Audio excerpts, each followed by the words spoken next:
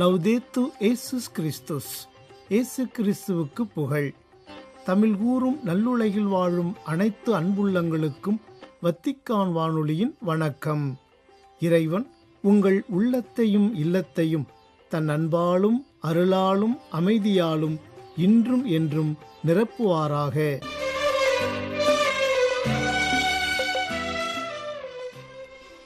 அன்பு நேயர்களே, வத்திக்கான் வானொலி இன்று உங்களுக்கு வழங்கவிருப்பது உயர்த்தப்பட்ட ஊழியர் இயேசுவின் திருப்பாடுகள் குறித்த உரை சித்திரம்.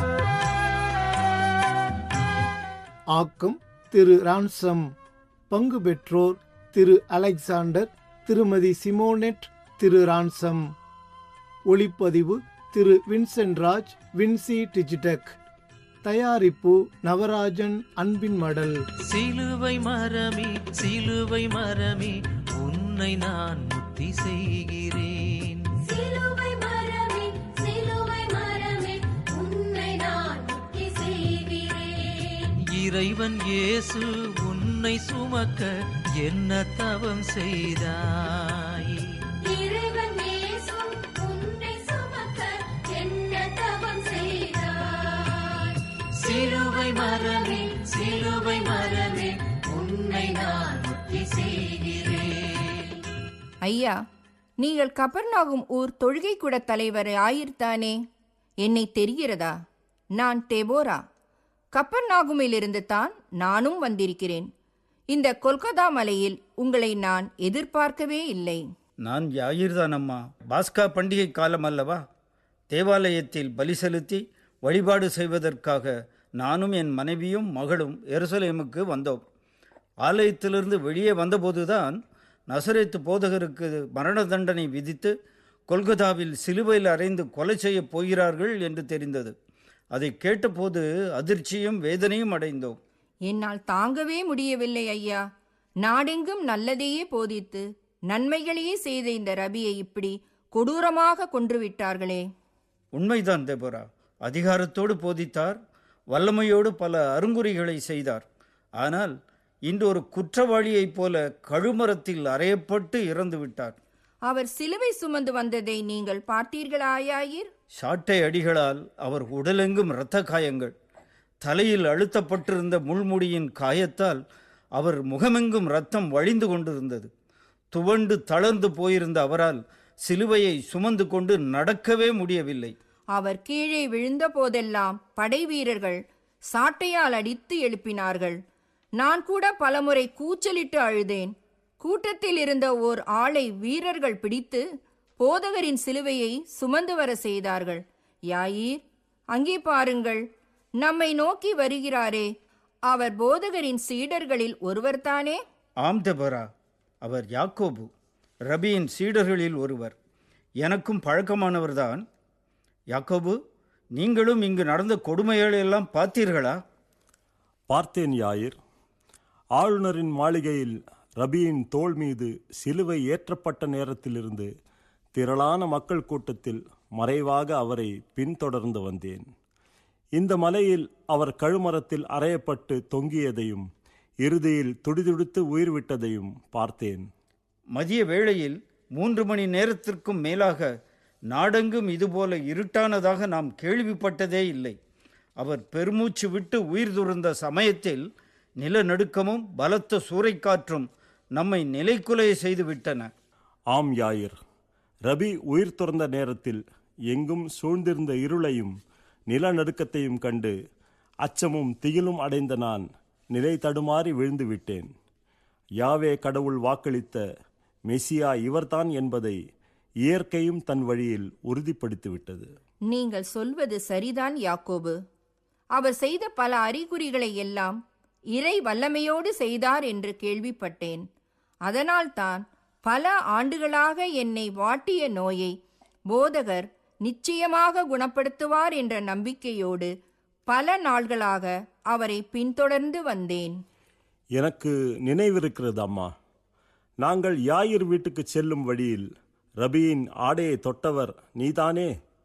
பெருந்திரளான ஜனக்கூட்டத்திலும் நெருக்கியடித்து வந்து அவருடைய ஆடையை துணிச்சலோடு தொட்டு குணமடைந்தாய். உன்னை வருத்திய வியாதிதான் என்ன? ஐயா, 12 ஆண்டுகளாக இரத்த போக்கினால் நான் அவதிப்பட்டேன்.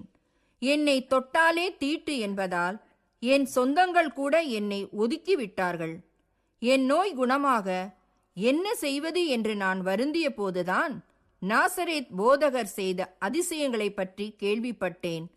கண் பார்வை இல்லாதவரை பார்க்க செய்தார், ஊனமுற்றோரை நடக்க வைத்தார், ஊமையரை பேச வைத்தார் என்றெல்லாம் சொன்னார்கள்.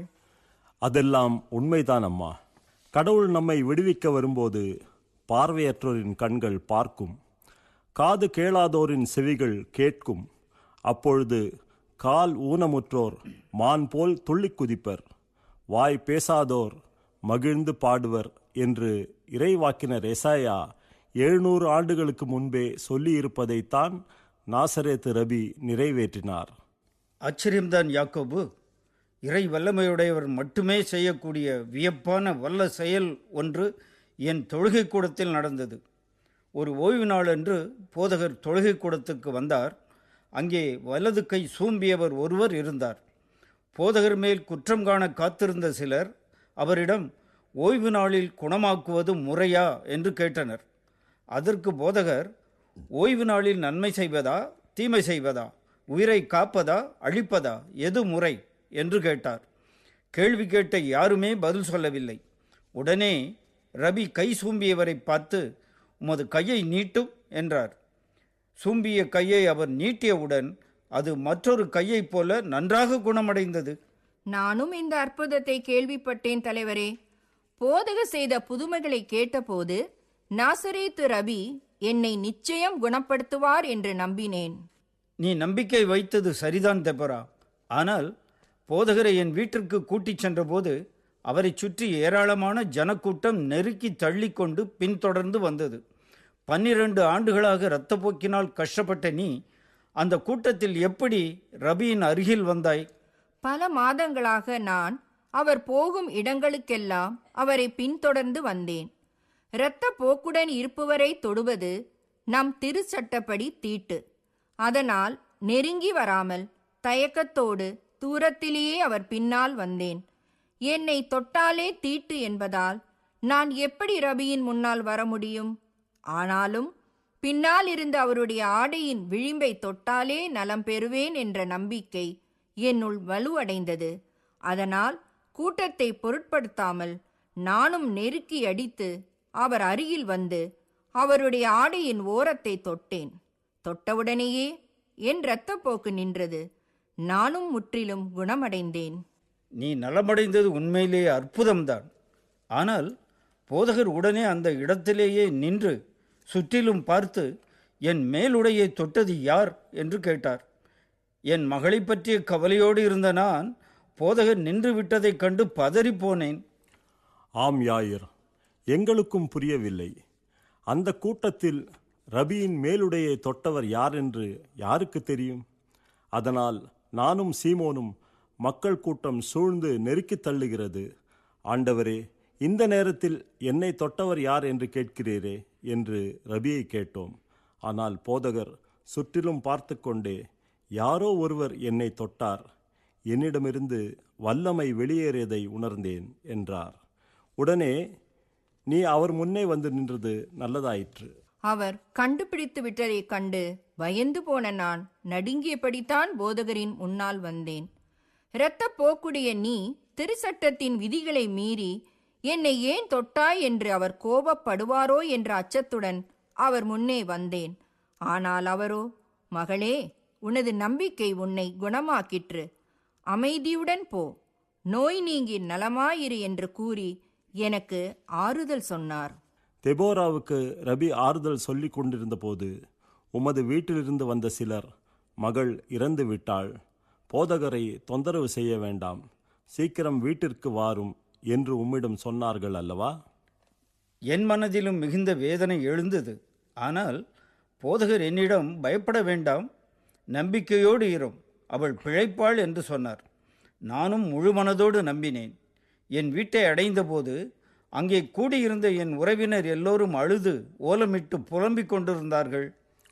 ஆம் யாயிர், அதை கண்ட ரபி, அழாதீர்கள், இவர் மகள் இறக்கவில்லை, உறங்குகிறாள் என்று சொன்னபோது அங்கிருந்த எல்லாரும் சிரித்தார்கள். ஆனால் ரபி அதை பொருட்படுத்தவில்லை. அவரோடு வந்த எல்லாரையும் வெளியே நிறுத்திவிட்டு, என்னையும் சீமோனையும் என் தம்பி யோவானையும் மட்டும் உங்களோடு கூட்டிக் கொண்டு வீட்டினுள் வந்தார். உங்கள் மகள் உண்மையிலேயே இறந்து விட்டிருந்தாளா யாயிர்? ஆம் தெபோரா, என் மகள் இறந்து வெகுநேரமாயிருந்தது. அவள் படுத்திருந்த கட்டிலின் அருகில் என் மனைவி அழுது கொண்டு நின்றிருந்தாள். உள்ளே வந்த போதகர் மகளின் கையை பிடித்தபடி கொஞ்ச நேரம் கண்களை மூடிக்கொண்டிருந்தார். பிறகு என் மகளை பார்த்து, சிறுமியே, நான் சொல்லுகிறேன், எழுந்திடு என்றார். உடனே என் மகளின் நெஞ்சு அசைந்தது. அவளும் மூச்சு விட்டபடி எழுந்து உட்கார்ந்தாள். நானும் என் மனைவியும் வியப்புற்று மலைத்து போய் மெய்மறந்து நின்றோம். நான் போதகரை தழுவிக்கொண்டு நன்றி சொன்னேன். என் மனைவி சந்தோஷத்தில் அழுது கொண்டே அவர் காலடியில் விழுந்து வணங்கினாள். உமது மகள் எழுந்து உட்கார்ந்ததைக் கண்டு நாங்களும் பிரமிப்படைந்தோம் யாயிர். இதே போலத்தான் நயின் ஊரில் ஒரு கைம்பெண்ணின் இறந்து போன மகனையும் உயிரோடு எழுப்பினார் ரபி. மக்கள் நினைப்பதைப் போல இவர் சாதாரண போதகர் அல்ல. இவர் யாவே கடவுளின் மகன்.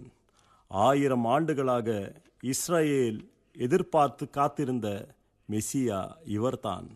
அவருடைய போதனைகளையும் அவர் செய்த வல்ல செயல்களையும் பார்த்து போதகர் கடவுளிடமிருந்து வந்தவர் என்று நானும் நம்பினேன் யாக்கோபு. ஆனால் நாடெங்கும் நல்லது செய்த அவரை ஒரு கேவலமான குற்றவாளியைப் போல கொடுமையாக அவமானப்படுத்தி சிலுவையில் அறைந்து கொன்றுவிட்டார்களே. அந்த துயரம் என்னையும் வதைக்கிறது. உயிரிழந்த போதகரின் உடலை அடக்கம் செய்ய கொண்டு போய்விட்டார்கள். அபிரகாமின் தேவன் அனுப்பி வைத்த மெசியா இப்படி இறந்து போவார் என்று நாம் படித்ததில்லையே. நீங்கள் இருவரும் வேதனையும் துக்கமும் கொள்வது சரிதான். நீங்கள் அவரை போதனை செய்து நோயுற்றவரை குணமாக்குகின்ற ஒரு மனிதனாக மட்டுமே பார்த்தீர்கள். ஆனால் அவருடைய உண்மையான இறை தோற்றத்தை தபோர் மலையில் நாங்கள் நேரிலே பார்த்தோம். அவர் முகம் சூரியனைப் போல் ஒளிர்ந்தது. அவருடைய ஆடைகள் ஒளியைப் போல வெண்மையாக ஜொலித்தன. மோசேயும் எலியாவும் அங்கே தோன்றி அவரோடு பேசிக்கொண்டிருந்தார்கள். ஒளிமயமான மேகம் ஒன்று அவர்களுக்கு மேல் நின்றது.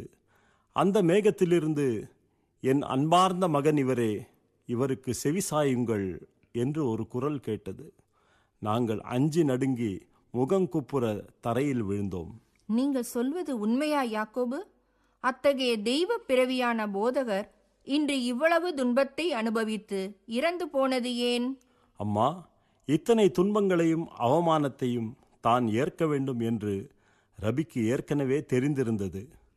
அவர்தான் மெசியா என்று நம்பிய என் அம்மா சலோமி ஒருமுறை ரபியிடம், நீர் ஆட்சி புரியும் போது என் 2 மகன்களில் ஒருவன் உமது அரியணையின் வலப்புறமும் மற்றொருவன் இடப்புறமும் அமரச் செய்யும் என்று கேட்டார்.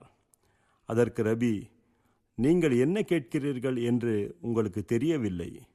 நான் குடிக்கப் போகும் துன்பக் கிண்ணத்தில் உங்களால் குடிக்க முடியுமா என்று கேட்டார். அந்த துன்பம் இவ்வளவு கொடூரமானது என்று எங்களுக்கு அப்போது தெரியவில்லை. அப்படியென்றால் இத்தனை அவமானங்கள் தனக்கு நேரும் என்று போதகருக்கு ஏற்கனவே தெரியுமா? ஆம் யாயிர், திருச்சட்டத்தையோ இறை வாக்குகளையோ அழிப்பதற்கல்ல, நிறைவேற்றுவதற்கே வந்தேன் என்று ரபி சொல்லியிருந்தார்.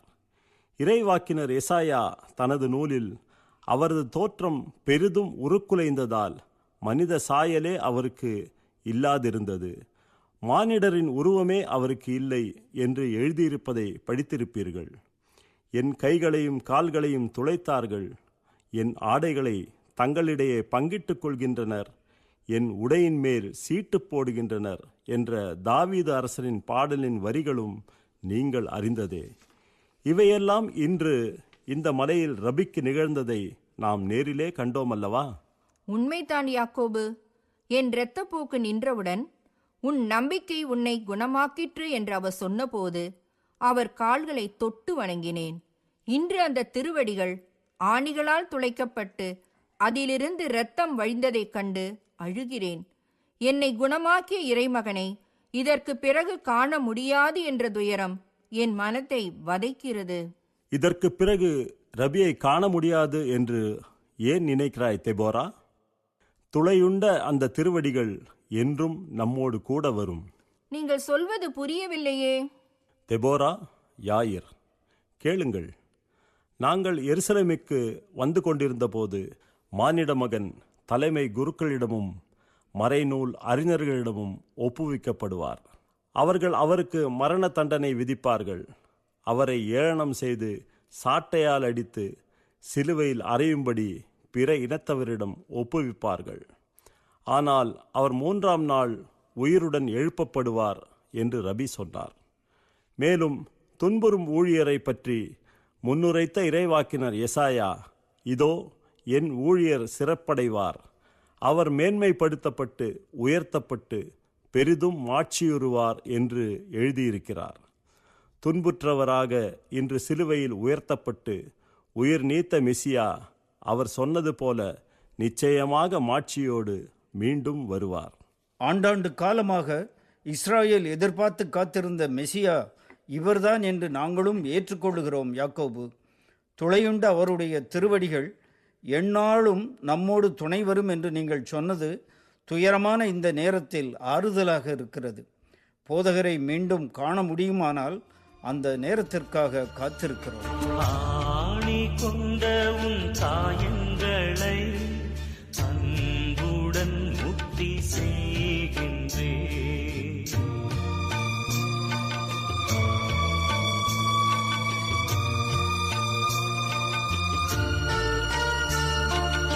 ஆணி கொண்ட உன் காயங்களை அன்புடன் முக்தி செய்கின்றேன். பாவத்தால் உம்மை கொன்றேனே. பாவத்தால் உம்மை கொன்றேனே. ஆயனே என்னை மன்னியும். ஆயனே என்னை மன்னியும்.